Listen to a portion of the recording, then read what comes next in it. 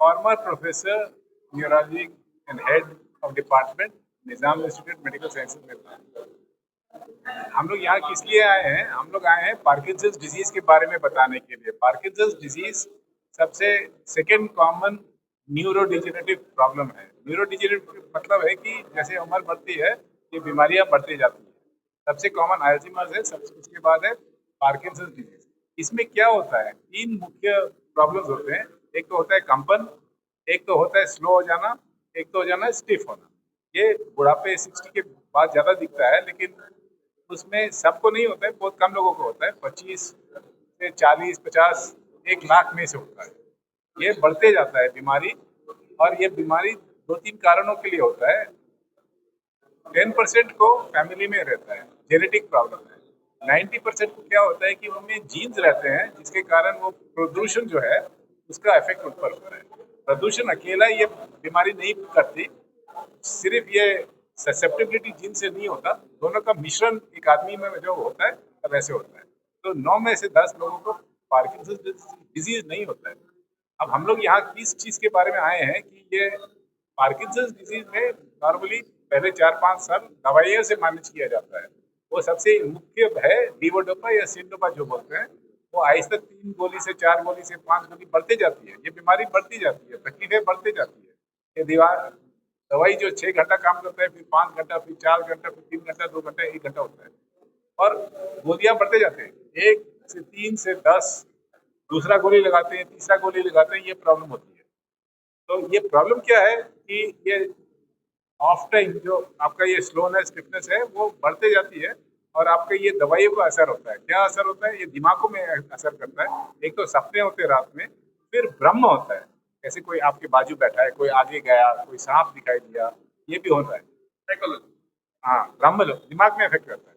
तो ये दोनों चीज होते हैं मुख्य। तो इस सिचुएशन में हम लोग क्या करते हैं? Deep brain stimulation. Deep brain stimulation होता है ब्रेन पेसमेकर। वो दिमाग में 2 छेद करके तार कनेक्ट करके चमड़ा के नीचे, पेसमेकर चमड़ा के नीचे रहती है। ये बहुत पेशेंट को हेल्प करता है। 70-80% हेल्प करता है। जो पेशेंट मूव नहीं कर सकते थे उनका मूवमेंट वापस आ जाती है, जो कंपन है वो कंट्रोल में आ जाती है, और जो स्टिफनेस है वो चली जाती है। ये 70-80% इम्प्रूवमेंट है, 100% नहीं है। दवाई भी बहुत कम हो जाती है तो दिमाग क्लियर हो जाता है। तो जो काम नहीं कर सकते थे, जो फैमिली मेंबर्स के साथ सहारे के साथ बाथरूम को जाना पड़ता था, वो अपने काम में वापस जा सकते हैं। डॉक्टर्स ऑपरेट करते हैं, पुलिसमैन अपने ड्यूटी पर जाते हैं, आईटी प्रोफेशनल्स अपने काम करते हैं। तो ये है deep brain stimulation. Parkinson's disease में सेकेंड मोस्ट इफेक्टिव ट्रीटमेंट है लीवोडोपा के बाद, जिसको हम सेकेंड मिरेकल बताते हैं। और ये ज़्यादातर लोगों को मालूम नहीं है, डॉक्टरों को नहीं मालूम, मूवमेंट डिसऑर्डर स्पेशलिस्ट को भी बहुत कम मालूम है, क्योंकि उन्होंने इतना इफेक्ट नहीं देखा है। इसके कारण ही हम लोग यहाँ आए हैं, ये दवाई पब्लिक को इसकी जानकारी देने के लिए कि ये किस तरीके से काम करता है, कैसे काम करता है। ऑपरेशन करा देते हैं, हाँ, नहीं नहीं, ऐसे कुछ नहीं है। 100% हम लोग जो पेशेंट चूज करते हैं, हम लोग टेस्ट करते हैं। पार्किंसंस प्लस वाले पेशेंट को नहीं करते हैं। जो 7 पेशेंट अगर पार्किंसनिज्म है तो 6 को पार्किंसंस डिजीज है, ये 6 में काम करेगा। और हम कब चेक करके करते हैं? पार्किंसंस प्लस को ये काम नहीं करेगा तो उसको नहीं करते। ये 100% सक्सेसफुल होता है, 70-80% इम्प्रूवमेंट होता है। सब पेशेंट जिन पर हम करते हैं ये इम्प्रूवमेंट होता है। एक तरफ पोल्यूशन है, पानी पोल्यूशन, एयर पोल्यूशन, और जो धमनी है, blood circulation, and several types of skin disease going on in medical science. According to whenever the blood circulation not properly in the brain. मैं सीनियर न्यूरोलॉजिस्ट और हम लोग डायरेक्टर हैं Parkinson disease and movement disorder research centre, Hyderabad से यहाँ आए हैं। तो हमारा पूरा एक टीम है। हम लोग पार्किंसन डिजीज़ और मूवमेंट डिसऑर्डर्स के काम में ही हम लोग मानते हैं और उसी पे ध्यान देते हैं।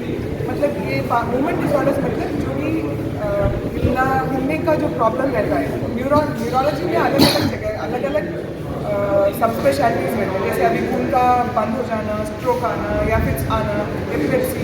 इसके अलावा जो है मूवमेंट डिसऑर्डर्स का हम लोग का ग्रुप है। मूवमेंट डिसऑर्डर्स में ज़्यादा मूवमेंट या कम मूवमेंट हो सकता है। पार्किंसन डिजीज सबसे कॉमन है, उसमें ज़्यादा मूवमेंट है।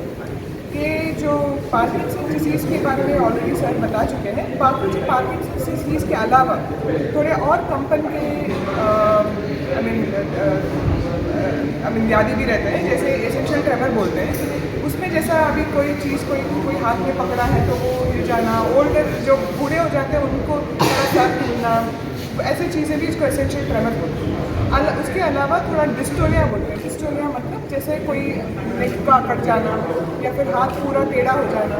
कुछ लोग को लिखते समय टेढ़ा हो जाता है, कुछ लोगों को बात करते समय टेढ़ा हो जाता है, गाना गाते समय उनका गला बैठ जाता है।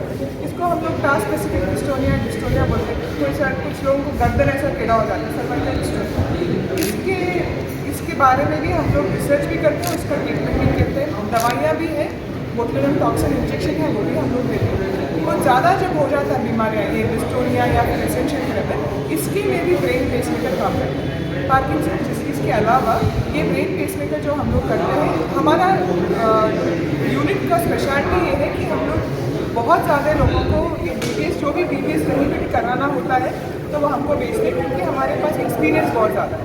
डॉक्टर रूपम सर ने पहले एक्चुअली निम्स में जो गवर्नमेंट हॉस्पिटल हैदराबाद में वहाँ पे शुरू किया था 2000 में। सो 2001 से लेके अभी तक 1000 से ज़्यादा लोगों को ये सर्जरी हो चुका है। हम लोग न्यूरोलॉजिस्ट से, हमारे साथ एक न्यूरोसर्जन है जो ऑपरेशन करते हैं, डॉक्टर राजेश। सो हम लोग का टीम ये है कि वो जो ऑपरेशन करने के बाद उसको थोड़ा सा करंट का एडजस्टमेंट करना पड़ता है, उसको थोड़ा दवाइयों का एडजस्टमेंट करना पड़ता है, वो हम लोग कंटिन्यूसली करते हैं। तो हमारे पास अभी एक 25 साल का एक्सपीरियंस है और ये अनुभव है। और ये जो डिवाइस है जो DBS का, उसमें भी बहुत सारे नए आविष्कार आ चुके हैं। तो अभी जो नया है वो बहुत मतलब it's become more and more simple, थोड़ा सेफ हो गया है, रिस्क बहुत कम है। तो जिनको ये मूवमेंट डिसऑर्डर्स है उनको असल में क्या है, कैसा मूवमेंट डिसऑर्डर है, क्या ट्रीटमेंट करना है, वो सब हम लोग कर सकते हैं। उसके अलावा जो जिनको DBS कराना है उनको DBS कर सकते हैं। दवाई जो है हम लोग दवाई भी लिख के बेचते हैं, जो बाकी जगह पे भी कंटिन्यू कर सकते हैं। पेशेंट कितना सक्सेसफुल हुआ है जितना 25 साल से? Almost 95 to 98% successful.